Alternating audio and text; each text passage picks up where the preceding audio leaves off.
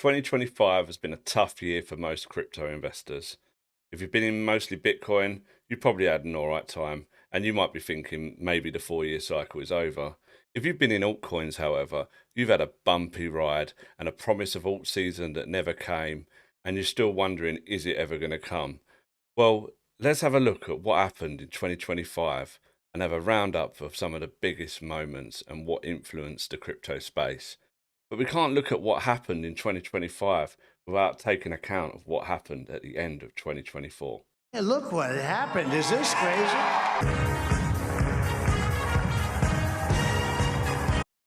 So yeah, there's been a very interesting timeline for this cycle so far, and I will say so far because I don't believe it's over yet. Trump won the elections at the end of 2024. That was quickly followed by a meme season with Solana and base coins running along with Bitcoin and some other standout outliers such as Sui and other coins. Okay, and then you had the AI craze with, the AI agent coins going parabolic. And then Trump finally became president, and that sort of signaled the end to meme season. Then we've had tariff wars. In amongst that, we've had White House digital summits, and we've had a new SEC chair. We've had stablecoin act bills passed. We've had Middle East tensions. We had Ethereum almost breaking its all-time high, but getting rejected just above it. US government shutdowns, October the 10th crash. And we've had Fed rate cuts and the US government ends, but still the crypto prices are in dismay. But let's go back to late 2024 to January 2025 when memes were popping off. It was full on meme season. And do you remember this guy, Must Stop Murad? Right now, if you look at the top 20 performers in all of crypto this year, you will see that 14 out of 20 are meme coins. And I believe that this is market telling you something, right? That market is tired of like super high valuation launches. Market is tired of like VC coins and kind of white paper mumbo jumbo coins. I don't buy new launches. Everybody, they kind of gamble on new launches, they gamble on new memes, they gamble on new pump funds, and that's why they lose money. Oh, we all had a little gamble on pump fund, didn't we? Won some money, lost some money, hopefully walked away with some profits.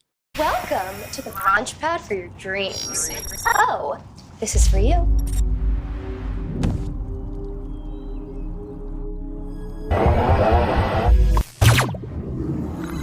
I can't lie, I had some 10x's, 20x's, but I also had many go to zero.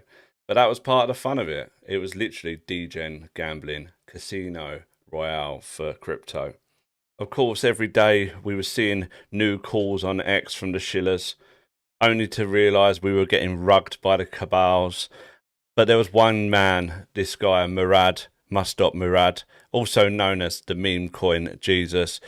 He was always pushing to us that you should stay with the cult memes, the ones with the strongest communities, the ones that were die-hard hodlers that would not sell. Coins such as SPX 6900, Harry Potter, Sonic Obama, Tent Inu, Pepe, Mog, Popcat, Punky, Brett, Bonk, Dog with Hat, Giga Chad, Retardio, Smoking Chicken Fish, Fartcoin.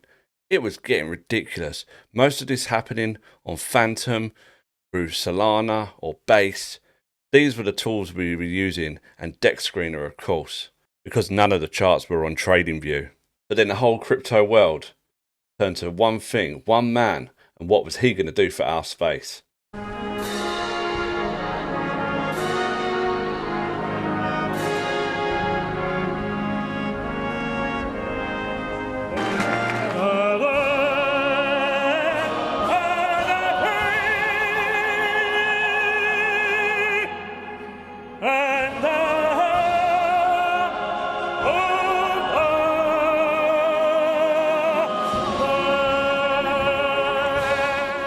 I, Donald John Trump, do solemnly swear. I, Donald John Trump, do solemnly swear. That I will faithfully execute. That I will faithfully execute. The office of President of the United States. The office of President of the United States. So help me God. So help me God. Congratulations, Mr. President.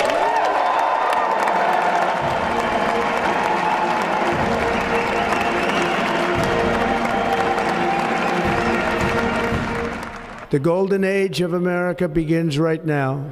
From this day forward, our country will flourish and be respected again all over the world. We all knew Trump was positive on crypto with his speech at Bitcoin 2024. We knew he was talking about a Bitcoin strategic reserve and a digital asset stockpile, but we never knew what was going to come next. Literally on his inauguration day, Trump launched the official Trump meme, and people were FOMOing in. It actually crashed the Solana network. People were unable to make transactions. The price skyrocketed. I was warning people online, do not FOMO this. There's around 80% of the supply held by insiders. It was a dangerous one to look at. And look, you know, the price, it's come down all the way, and it's bled out around 99%. Around the same time, Melania launched her meme coin too. That's Trump's wife, in case you didn't know. That also pumped hard and then lost all of its gains. But here's what Trump had to say about that. But some days later, Trump was actually questioned about this by the media, and here's what he said. Well, I don't know if it benefited. I don't know where it is. I don't know much about it other than I launched it. I heard it was very successful. I haven't checked it. Where is it today? You made a lot of money, sir. How much? Several $billion, it seems like, in the last several days. Several billion? That's peanuts for these guys. But in true Trump fashion, that was quickly brushed under the carpet because there was more important crypto business to attend to. And this, David, is? Yeah, this is the crypto EO. We're going to be forming an internal working group to make to make America the world capital in crypto under your leadership. Which is really going up, right? Absolutely. You find them exciting? They might not be exciting, but they're going to make a lot of money for the country. Thank you, sir. And so is David. You have to check him out. There's nobody like this guy. They said, how did you get David Sachs? How did you do that? And he's doing it for the country more than anything else. So we appreciate it, David. Thank you very much. So he drafted in OG investor and Silicon Valley VC David Sachs, who was an early supporter of Facebook, Google, and then Ethereum and Solana. He signed some very important executive orders, including the pardon of this guy, Ross Ulbricht. Tonight, Donald Trump granted me a full pardon.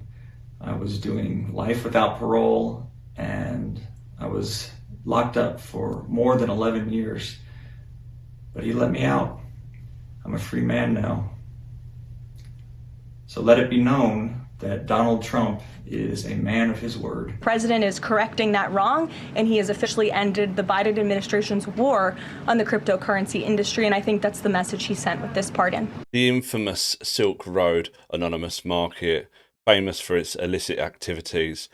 Silk Road founder Ross Ulbricht was sentenced to life imprisonment in 2015. He had already been held on remand since October 1st, 2013. He was pardoned by Trump on January 2025. He had already served over 11 years. Okay, so, you know, whatever you might think of this guy, you know, he obviously did commit some crime there, but, you know, he was testing technology. He was a young man. You know, he claims that, you know, it wasn't down to him what would be listed on that website.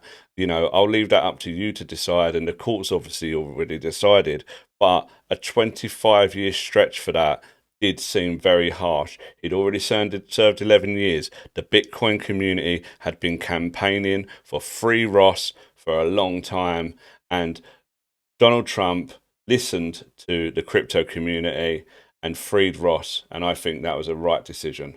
So by this point, we'd seen what appeared to be a local top in the crypto markets, with meme season topping out on the news of the Trump meme. You know, it was the massive top signal of the meme coin season. But people were saying, was it the top signal of the entire crypto market? Many of us were saying, you know, this is the January correction. The next time Bitcoin pumps will be our alt season. But then, what come next? Of course, the tariff war.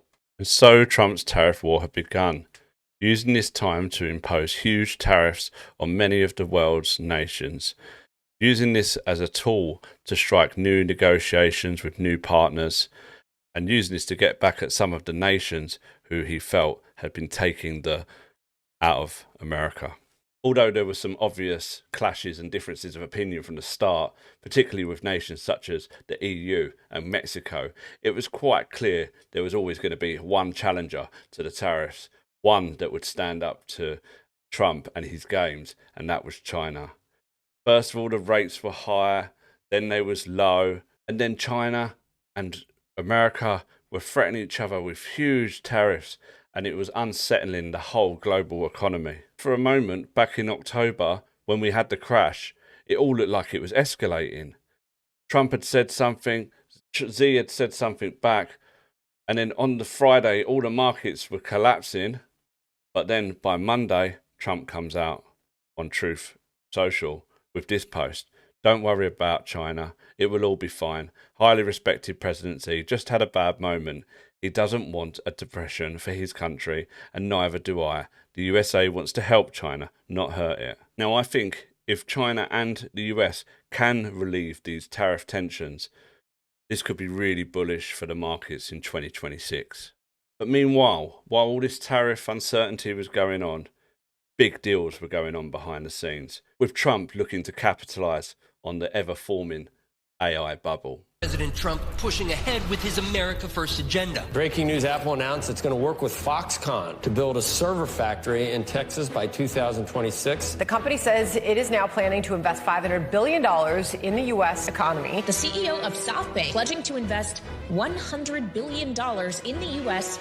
over the next 4 years. This is President Trump delivering on the promise he made to the American people on the campaign trail. The idea is come to America, build greatness in America, build for the American customers. Project Stargate. It's a joint venture between SoftBank, Oracle, and OpenAI, and they're going to create a data center that will eventually be expanded to other states. Shows people are listening to Mr. Trump's pitch to bring new industry to America. This is the latest pledge from a foreign business leader promising to spend big in the U.S. as a result of Trump's election victory. Founder of the property development company DeMac Properties is pledging the money. President Trump announcing $100 billion investment from Taiwan Semiconductor, bringing the company's total American investments to $165 billion. The most powerful AI chips in the world will be made right here in America. Things happen so quickly in the Trump world, right? It's 100 days. Right. It feels like it's 100 months. This is leadership. This is taking control of the problem for military, for everything, for industrial, for our economy.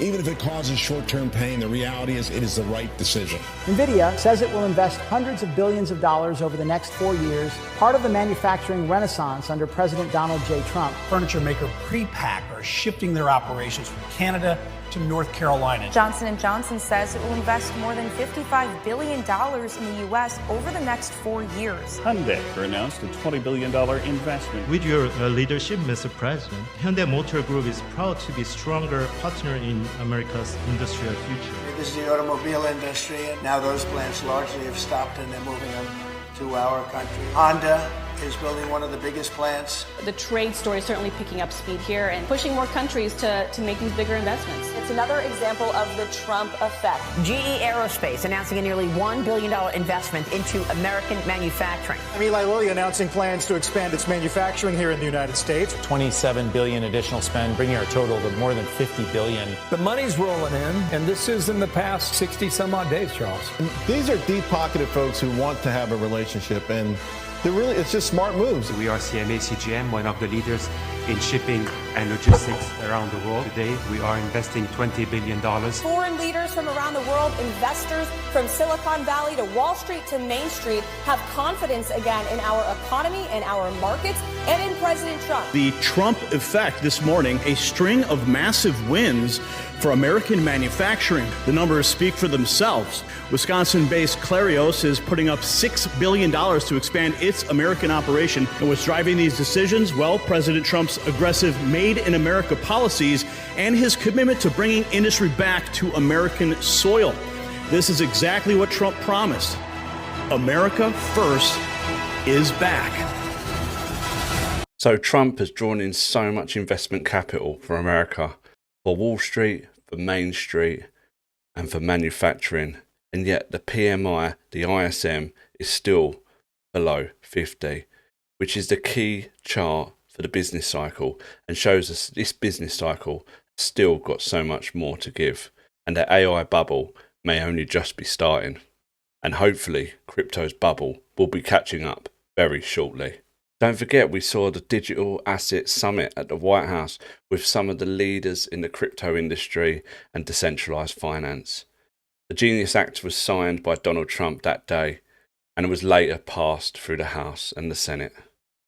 Let me say the entire crypto community, for years, you were mocked and dismissed and counted out. You were counted out as little as a year and a half ago.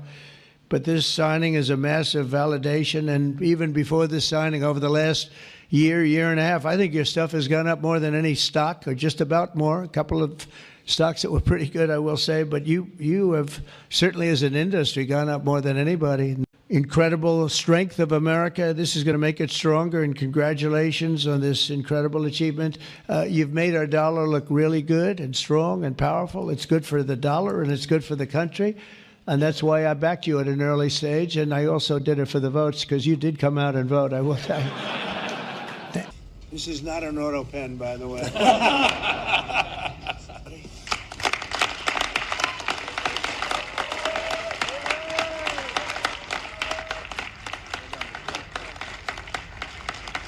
Here's what Treasury Secretary Scott Bessent had to say about it. Today marks a seminal moment for digital assets and global dollar dominance, with President Trump signing the Genius Act into law. This bill provides the fast-growing stablecoin market with the regulatory clarity it needs to grow into a trillion-dollar industry. Stablecoins represent a revolution in digital finance. The dollar now has an internet-native payment rail that is fast, frictionless, and free of middlemen. This groundbreaking technology will buttress the dollar status as a global reserve currency, expand access to the dollar economy for billions across the globe, and lead to a surge in demand for U.S. Treasuries, which back stablecoins. The Genius Act is a win-win-win for everyone involved: stablecoin users, stablecoin issuers, and the U.S. Treasury Department.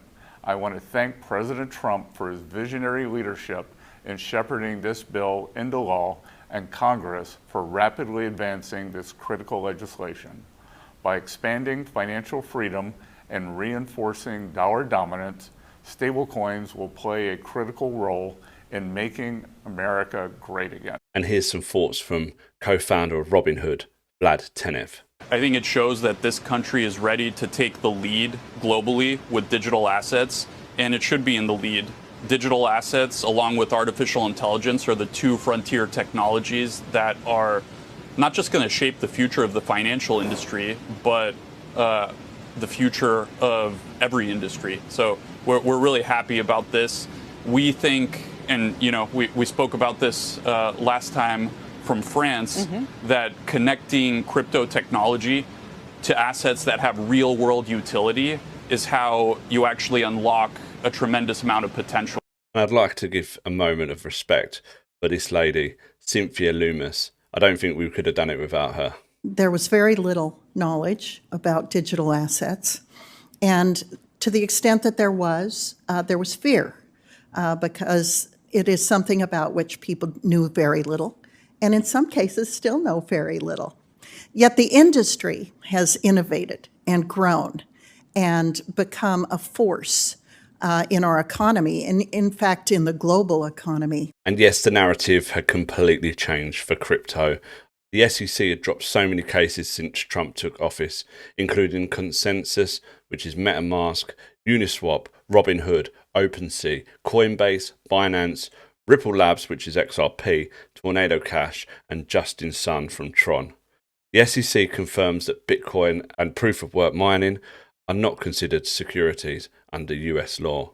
Ethereum was also declared a commodity as part of some of the above exchange cases that were dropped. Many other top crypto projects and their tokens were also declared not to be securities. And most of those cases had happened under the reign of the very evil Gary Gensler. And even the FBI dropped their case against the founder of Kraken. But what was really a breath of fresh air was the introduction of our new SEC chair, Paul Atkins. And today, ladies and gentlemen, we must admit that crypto's time has come. For too long, the SEC has weaponized its investigatory subpoena and enforcement authorities to subvert the crypto industry. That approach was not only ineffective, but injurious. It drove jobs, innovation, and capital overseas. American entrepreneurs bore the brunt and have been forced to spend fortunes on building a legal defense instead of a business. That chapter belongs to history. It's a new day at the SEC. Policy is no longer set by ad hoc enforcement actions.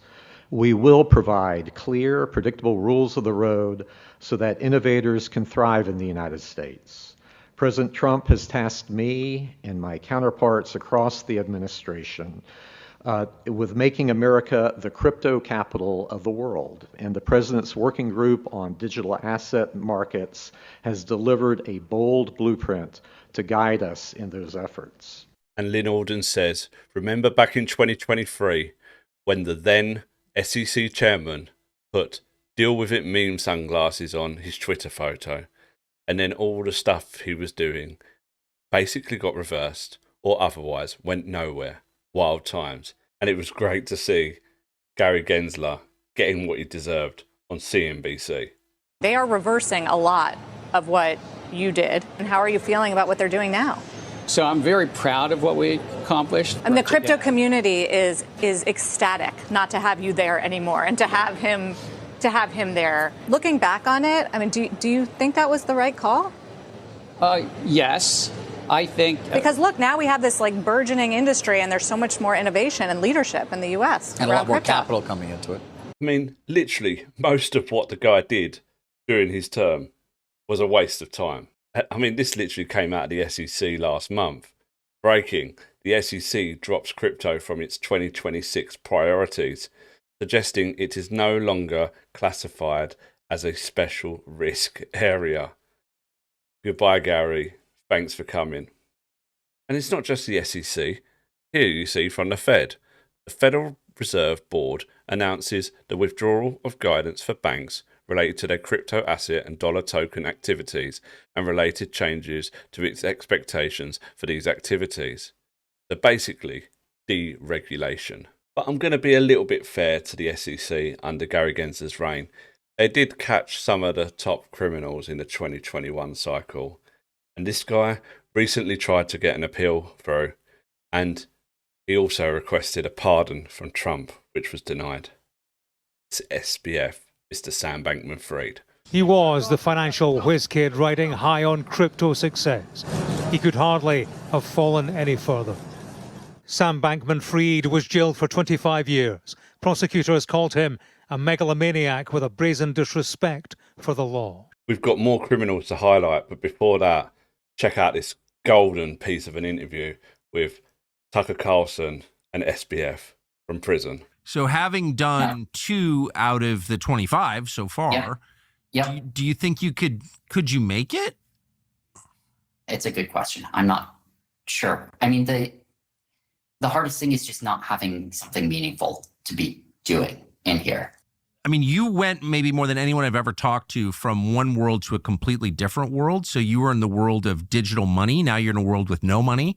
Oh, yeah. What's the medium of exchange in prison? It's whatever people have, and muffins, like these little, so they're like little plastic wrapped. You go to like a gas station, and like on the counter there might be like a plastic bowl with little individually wrapped plastic muffins that have been sitting there for a week at room temperature. Imagine one of those. That's that's like standard. It's that a packet of ramen soup or a kind of disgusting looking little foil package of fish in oil at room temperature. Ooh.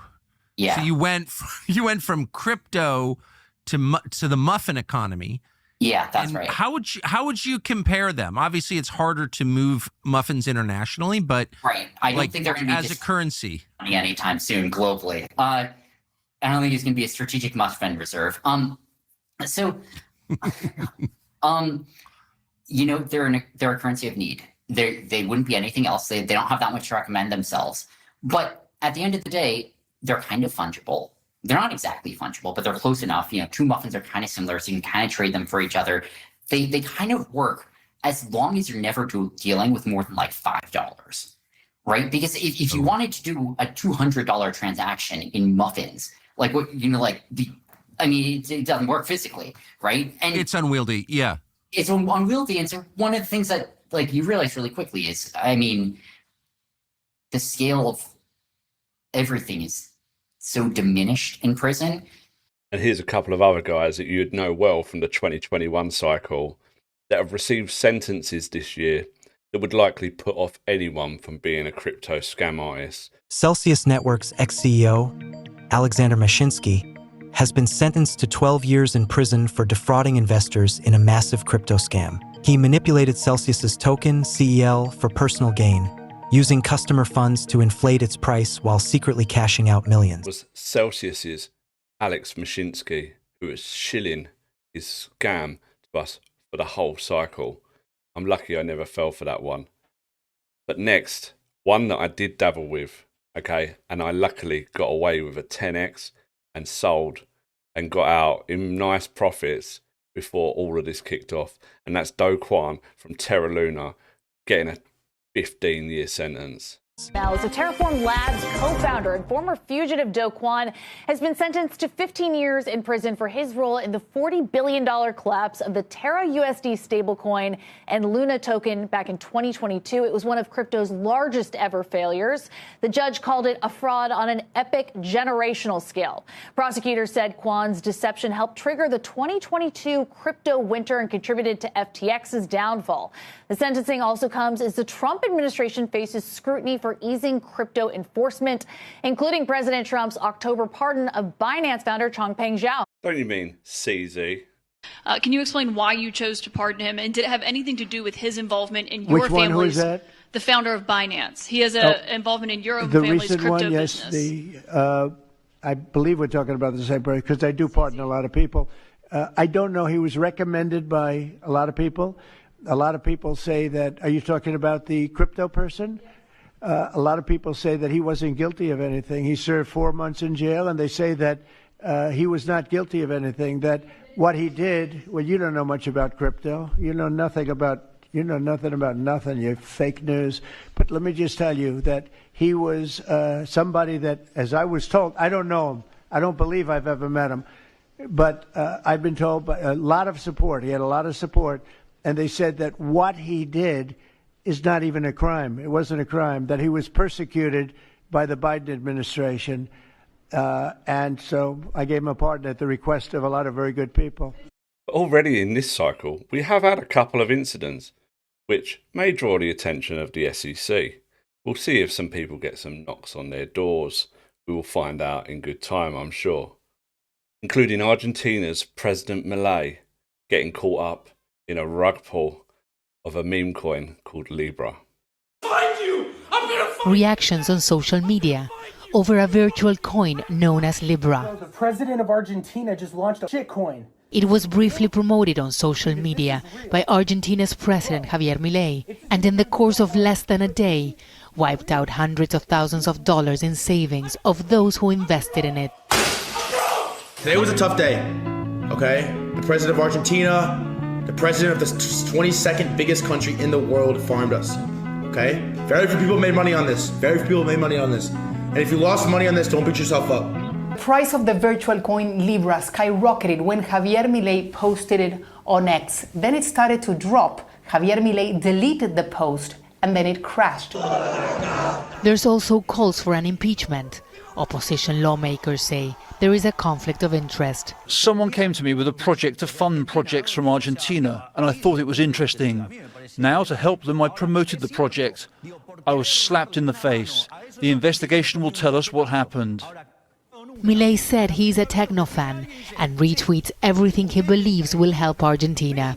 He says he trusted the Libra project and its founders.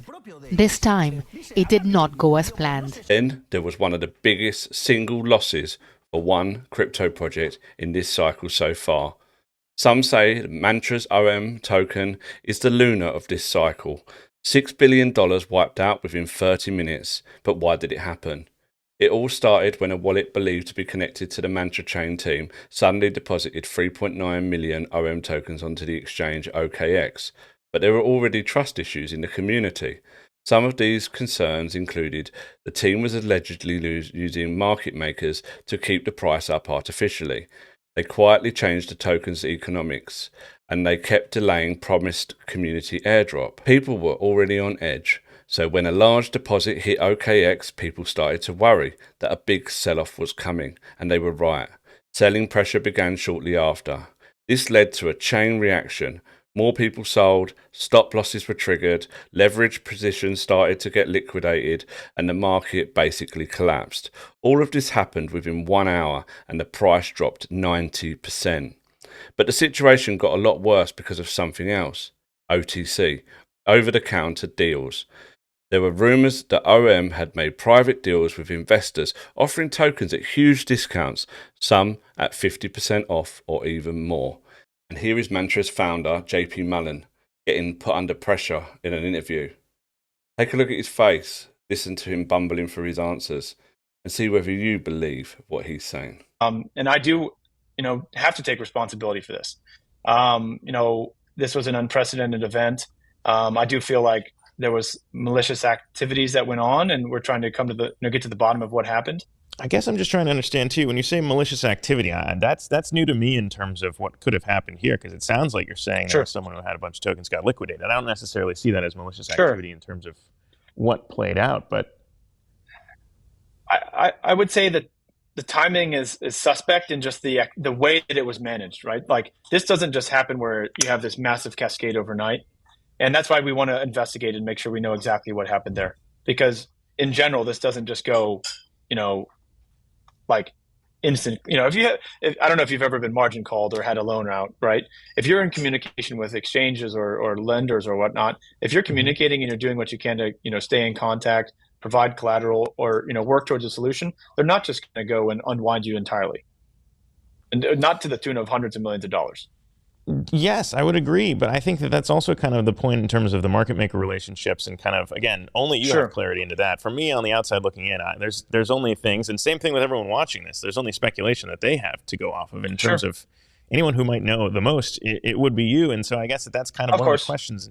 In terms of how this can happen, there are people who are saying this is very easy to think about, and let's use your liquidation example there, is if it's the case that the token is actually not trading at where it should be based on dynamics of supply and demand, and it's basically been boosted there by different actors in the space, then yes, it would be very normal for an exchange to be like, look, this, and the price action we're seeing would be very normal to where there's no bid, it will collapse like that. And I assume that you, as the founder here, would probably be in the know for those conversations, or at least, I don't know, I would think that some of those relationships in terms of where the tokens are or what volumes on which exchanges, I assume those conversations had happened up until this point. I mean, to a degree, yes. We had exchanges reach out to us and say, hey, what are these tokens doing and where are they coming from and why are they being put on the exchange as collateral? And they would send me a wallet address that had been funded from another exchange that was completely fresh and new. And I'm not able to make a decision or have any information about exactly who that belongs to if it comes from a centralized exchange. I mean, I don't know. We've kind of seen it before, haven't we? I mean, he seems like an honest founder trying to talk his way out of it. But I don't know. I'll let you make up your mind on that one. And this was absolutely crazy too. I mean, Paxos mistakenly minting $300 trillion in PYUSD. Oops, someone got a bit trigger happy on the zeros, didn't they? It was like, too many zeros. Oops, I've minted $300 trillion by mistake.